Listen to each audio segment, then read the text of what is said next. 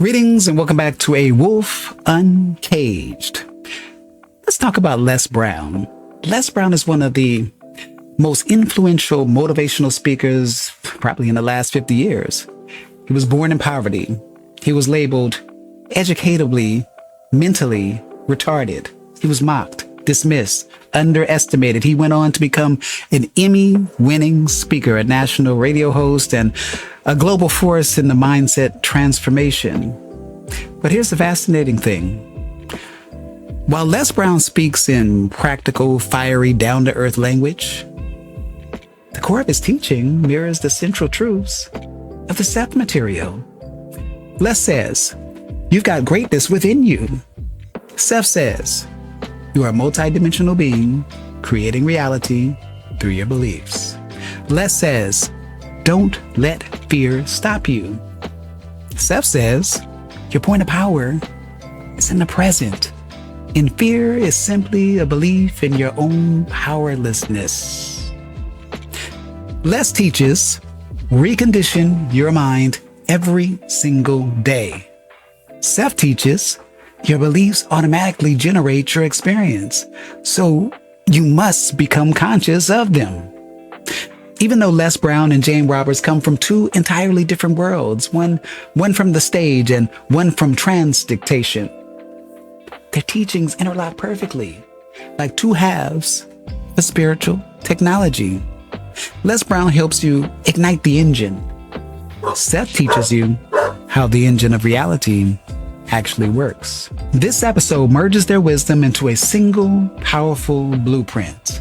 One for overcoming fear, for discovering purpose, and reshaping reality itself. So we created this in our minds, false evidence appearing real. We made it real in our minds. That's why Churchill said there's nothing to fear but fear itself. That's the destructive monster. So turn off things that can contribute to your fear. Fear is nothing but false evidence appearing real. False evidence appearing as if it's real. Now, Seth would say, fear is the emotional residue of a belief you have not examined yet. Both are pointing at the same truth. Fear is not a condition of the world. Fear is a creative act of your inner reality factory. You made it. You fed it. You rehearsed it. And now it performs on command like a trained actor you forgot you hired. But that means one thing. If you created the fear, you can uncreate the fear. This is where Les Brown's fire and Seth metaphysics merge into a single revelation. You are participating in a powerful unconscious habit of imagining the worst and calling it truth. But it's not truth. It's just the belief wearing a mask, a monster mask. Fear itself. That's the destructive monster. So turn off things that can contribute to your fear. Turn a deaf ear to people that all they can do is talk about how negative things are because they have bought into the consciousness of the world. Now, Les Brown says, turn off things that contribute to your fear. Seth takes it further. Your attention amplifies whatever it rests upon. Attention is your creative lens, and that comes from the nature of personal reality. So if you are constantly tuned into negativity, your inner projector says, oh, this is the reality you want me to replicate. Your beliefs become the script. Your emotions become the lighting. Your thoughts become the camera angles.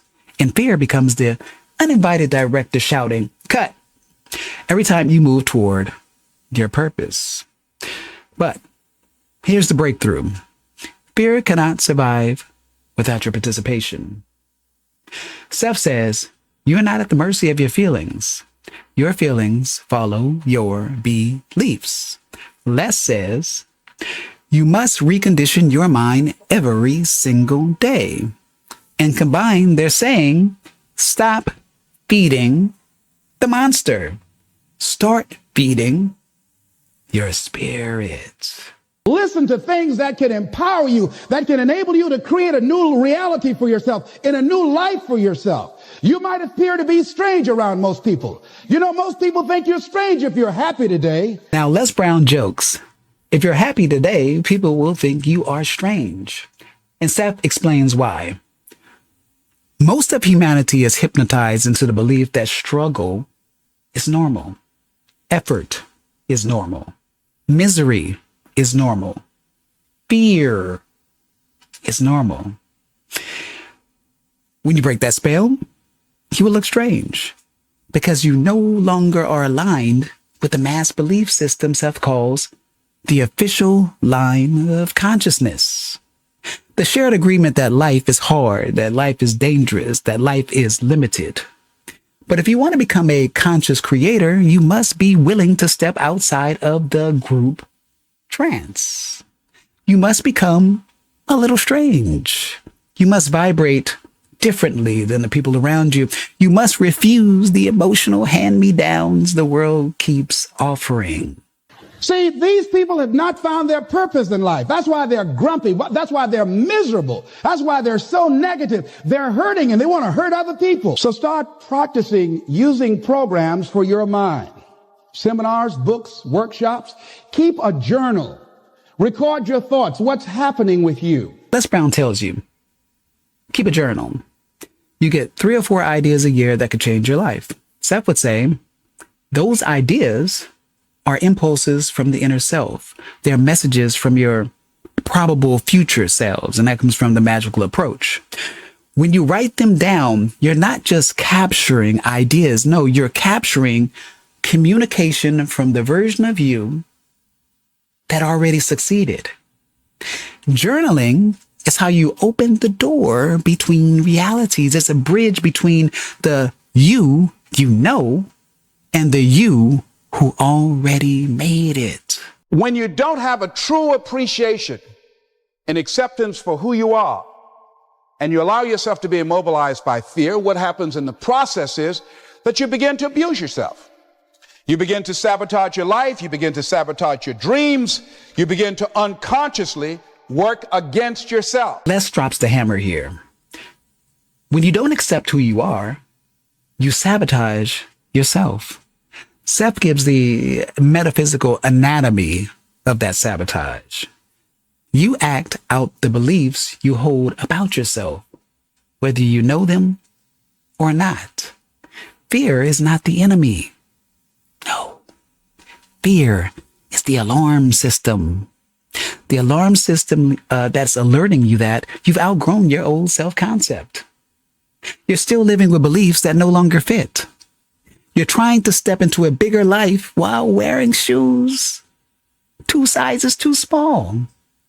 This is why Seth says you are not stuck because of your circumstances. You are stuck because you have not questioned the beliefs creating them. Fear is not a stop sign. Fear, it's a mirror. I'm reminded of a man who, this gentleman was doing a special study of a special tribe in Africa, headhunters. And he had difficulty in developing a relationship with these tribesmen because of the fact that he had fear. He had fear they would take his head. So he worked there for a long time with no effort, no progress in developing a relationship and rapport and being able to achieve a level of trust. So finally one night while he was in bed, he was thinking about it. I said, what is it that you came here to do? What is your life work as a missionary? He said, I wanted to study these tribesmen. So what's the worst thing that they can do to you? Kill you. And he just decided, hey, this is what I came here to do. I know that there's some risk involved, and I'm going to do it, come what may. He said, I'm not going to be afraid anymore. He went back the next day, and he started doing the work and trying to talk to and interview many of the members of this tribe. And they began to respond to him. They threw out the welcome mat to him. And years later, when people came to see what his progress was, they asked him, how were you able to do this? How did you convert the relationship from being hostile to that of being positive? And he said something I think has value for all of us. He said, when life can no longer threaten you with death, he said, what else is there? Now, Les Brown tells the story of the missionary afraid of a tribe of headhunters.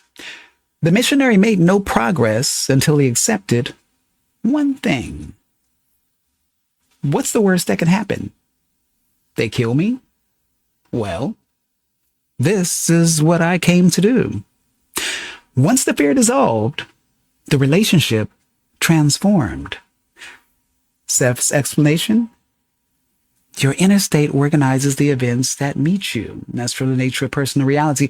The moment he stopped radiating fear, he stopped attracting danger.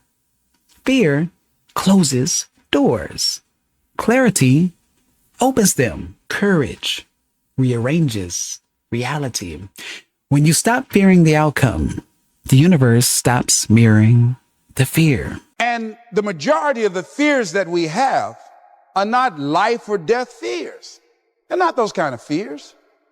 But through our imagination, we blow them out of proportion and we give them more power than they actually have or deserve, and we permit them to govern our lives. Les Brown says most fears are not life or death. We blow them out of proportion with our imagination. Seth says imagination is the most powerful engine of creation you possess. And here's the shocking truth. The exact imagination that destroys you is the same imagination that can remake your world. You have been using your most divine power against you, but not anymore. A lot of times we allow ourselves to be fed and to be programmed into being afraid. I mean, you watch the news and read the newspaper, you'll be scared to come out the house. Les Brown warns, if you watch the news all day, you'll be scared to leave your house. Seth explains, mass media is a reflection of mass beliefs. Tune into it long enough and you adopt those beliefs as your own. That's from the individual and the nature of mass events. Whatever you immerse yourself in becomes your personal reality filter. So the question is, what are you feeding your consciousness? What beliefs are you rehearsing? What stories are you repeating? Because your inner world does not stay inner. It spills out and becomes your life. I used to be a door-to-door salesman. I had X number of TVs. I had a minimum amount that I knew I had to sell every day in order to provide for my mother, who was ill at the time, who had lost her job at the M&M cafeteria because of arthritis. And I said, I'm going to go door to door. And sometimes I would not come home until 1 o'clock at night, knocking on people's door, people closing. What do you want? Would you like to buy a nice working month's television set, no money down? No. What about an Emerson TV? No. Thank you very much. Do you know anybody else that would be interested? No. Thank you very kindly. Knock on another. Hello. Would you like to buy a nice working television set, no money down? No, get away from our door. Thank you very kindly. Do you know anybody else would be? Yeah, my cousin, he lives 2 doors down. Thank you very kindly. I tell him you sent me. When I heard your cousin told me that you wanted to buy a television set, told me to come here and talk to you, we got a special discount for you. Yes, come in, I'm interested. I would just keep right on. I would not go home until I did it. It's an interesting thing, ladies and gentlemen, that when we put ourselves in a situation where we say we're going to do it, it puts you in another zone where the universe responds to you. Now, Les Brown's door-to-door hustle is legendary. Day after day, rejection after rejection, but he refused to go home until he made a sale. Seth will call this aligned action. When belief and desire work together, physical reality must reorganize itself to match. Les didn't know it, but he was bending probabilities. He was creating momentum in the unseen. He was entering what Seth calls the corridor of becoming. That's why the universe responded to him, not because he worked harder, but because he showed up with unwavering inner alignment. See, the universe responds to the man or woman that refuses to be denied, because that is your commitment.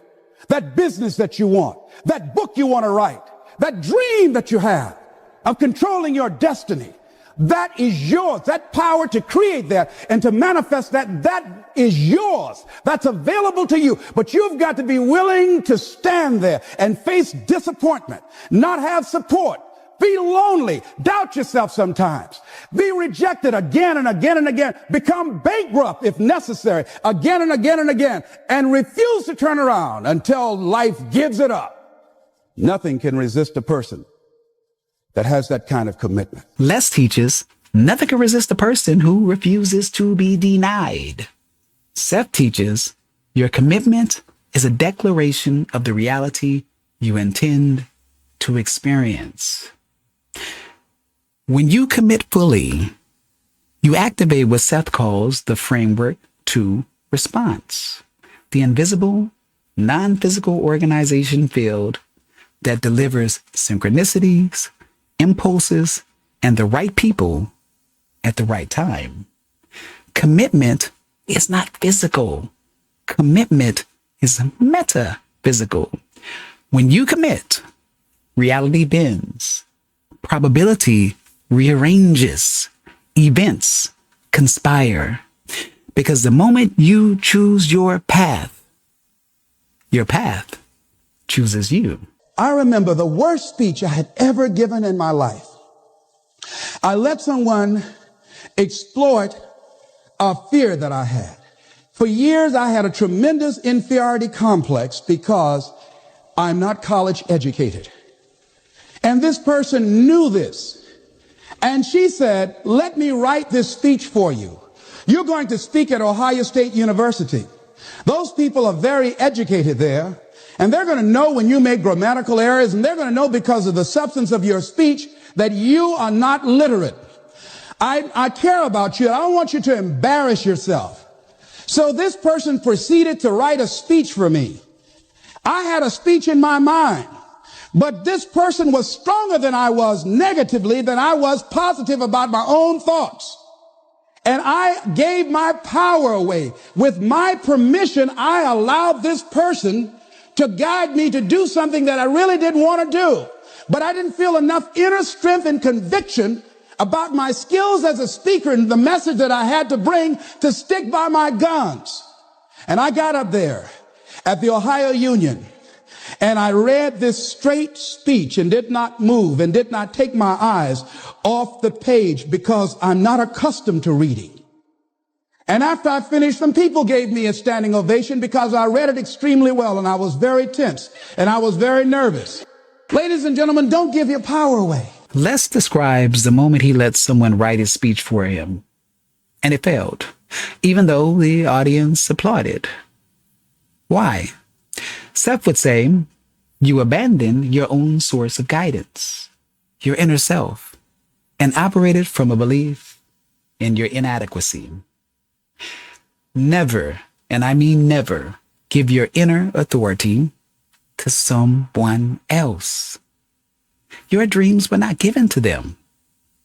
Your impulses were not sent to them. Your vision was not born in their consciousness. Seth says, the self that has a desire also contains the ability to fulfill it.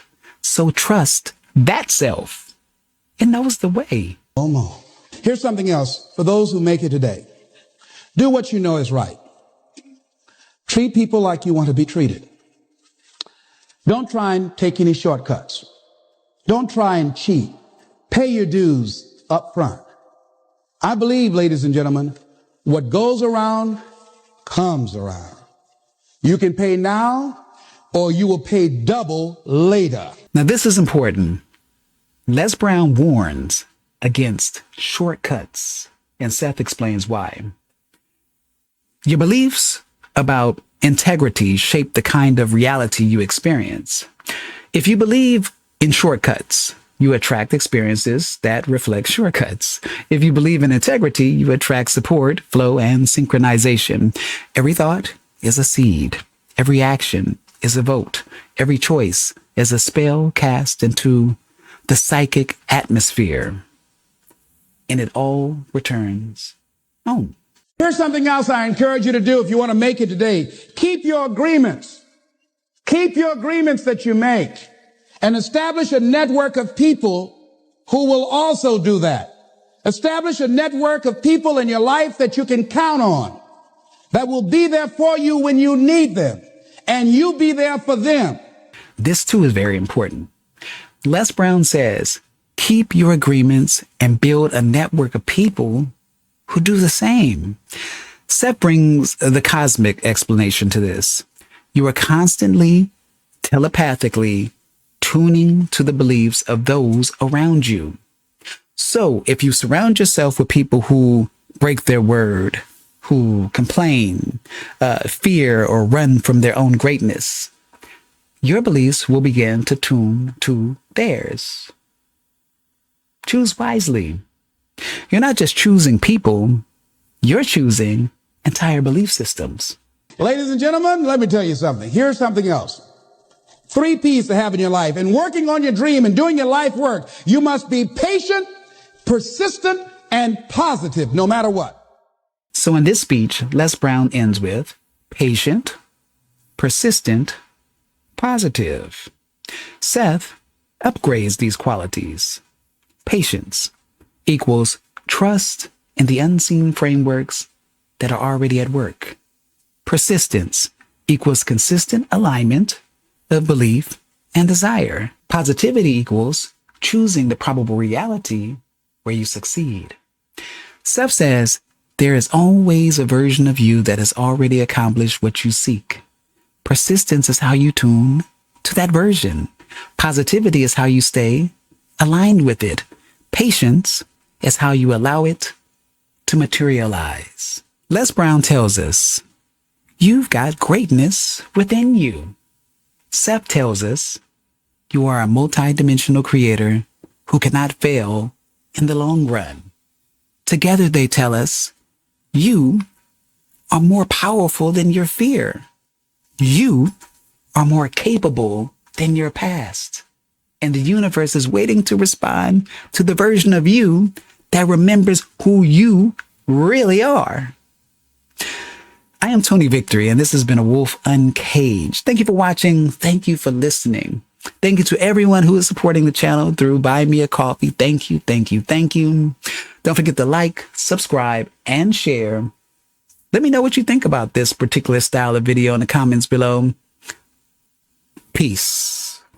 If you found something in this video that sparked a thought, shifted your perspective, or just made you feel more grounded, consider showing some love by buying me a coffee. It helps fuel the channel, keeps the uploads coming, and lets me know that the content matters to you. The link's right below in the description or on my channel banner. No pressure, just appreciation if you're moved to support. And as always, thank you for watching, thank you for listening. I am Tony Victory, a wolf uncaged. Thank you. Peace.